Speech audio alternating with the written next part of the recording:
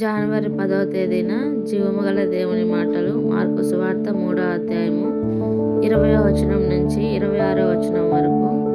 ఆయన ఇంటిలోనికి వచ్చినప్పుడు జనులు మరలా గుంపు కూడి వచ్చిరి గనుక భోజనము చేయుటకైనను వారికి వీలు లేకపోయెను. ఆయన ఇంటివారు సంగతి విని ఆయన మతి చలించి ఉన్నదని చెప్పి ఆయనను పట్టుకొనబోయిరి. యెరూషలేము నుండి వచ్చిన శాస్త్రులు, ఇతడు బయల్జెబూలు పట్టినవాడై దెయ్యముల అధిపతి చేత దెయ్యములను వెళ్ళగొట్టుచున్నాడని చెప్పిరి. అప్పుడు ఆయన వారిని తన యొద్దకు పిలిచి ఉపమాన రీతిగా వారితో ఇట్లనెను: సాతాను సాతానును ఎలాగూ వెళ్ళగొట్టును? ఒక రాజ్యము తనకు తానే విరోధముగా వేరుపడిన ఎడల ఆ రాజ్యము నిలువనేరదు.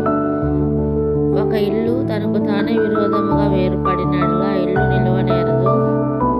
సాతాను తనకు తానే విరోధముగా లేచి వేరుపడిన ఎడల వాడు నిలువలేక కడతేరును. ఆమేన్. హల్లెలూయా. యేసు ప్రభువా, స్తుతులు స్తోత్రములు నాయన.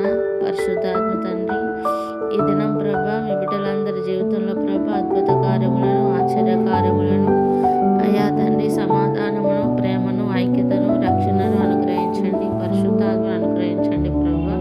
మీ బిడ్డలందరి జీవితంలో కూడా ప్రభా నాయన